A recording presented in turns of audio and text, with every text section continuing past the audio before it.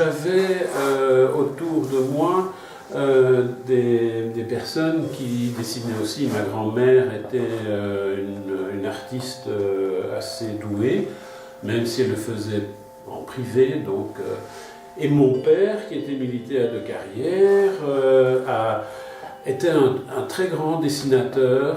Il a notamment travaillé pour l'armée en créant des uniformes, des médailles, mais aussi toute une carterie sur l'uniforme ancien. Et ce tableau est d'ailleurs un hommage à ce qu'il a fait, à ce qu'il a été. Mais j'ai commencé à dessiner, à colorier, un peu comme tous les enfants, avec un petit don peut-être, mais au bout de cela, c'est devenu une véritable passion. Donc, comme c'était la grande époque de la bande dessinée belge, au départ c'était plutôt la bande dessinée, les comics, les dessins humoristiques qui m'attiraient.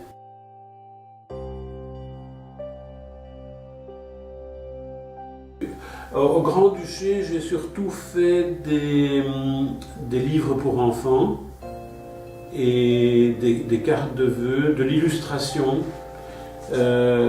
plus tellement de la bande dessinée, parce que la bande dessinée, ça c'était quelque chose qui a disparu un petit peu, parce que ça ne correspondait pas à mon rythme de travail.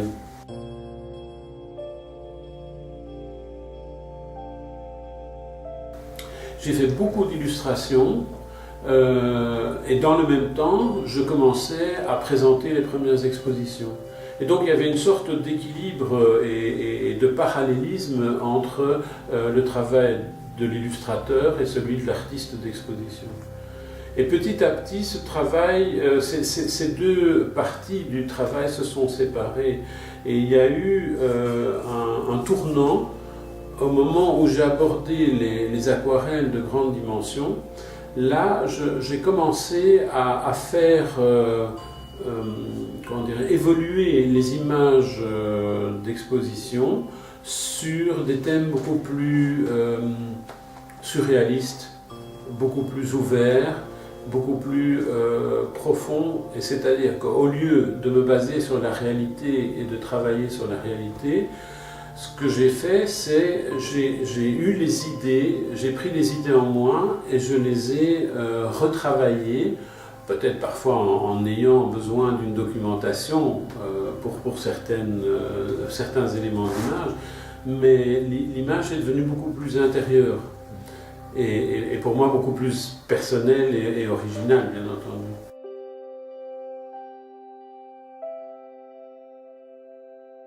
Et ce qui s'est passé, c'est que au début, j'étais plus empreinte sur une influence, une inspiration purement poétique, qui dérivait de la musique, de la littérature. Enfin, j'ai toujours eu cette tendance à, disons, enjoliver ma réalité de manière à présenter des images sereines, des images que tout le monde reconnaissait, que le public reconnaissait comme étant des images tranquilles, des images qui donnaient le calme et un certain apaisement.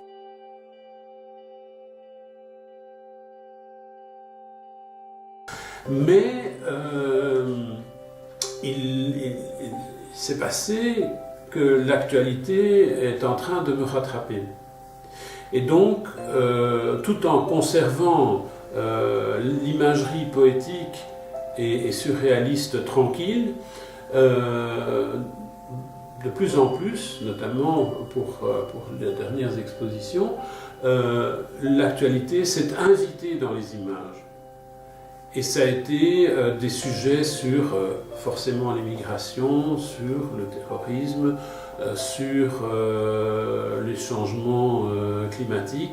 Et vous dites, ce sont des thèmes rabattus par l'actualité, on entend cela tout le temps maintenant. Et c'est peut-être parce qu'on entend tout le temps que je finis par être sensible à ces informations et à les retranscrire parfois, malgré moi, parfois le thème s'impose, mais à le retranscrire dans les images en posant un acte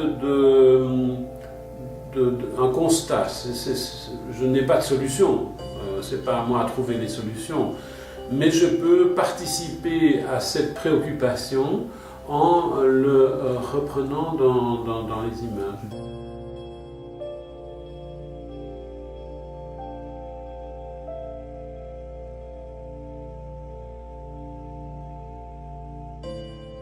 À un moment, il y a eu des chocs émotionnels sur le travail de quelqu'un. À part, c'était au début des illustrateurs, après ça a été plutôt des expositions que j'ai vues. Il y a notamment un aquarelliste qui est assez peu connu, mais qui a travaillé avec un musicien plus connu qui s'appelle Brian Eno. Et l'artiste, c'est Peter Schmidt. Et Peter Schmidt est un aquarelliste d'origine allemande, mais qui a beaucoup travaillé à Londres. Et j'ai vu deux expositions de lui à Bruxelles dans une galerie qui m'ont complètement fasciné et qui m'ont conforté dans l'idée qu'il y avait à faire en aquarelle des choses fantastiques et formidables. Malheureusement, il est moins connu, mais ça n'est pas important. Pour moi, il a la même importance presque que Magritte ou que Folon.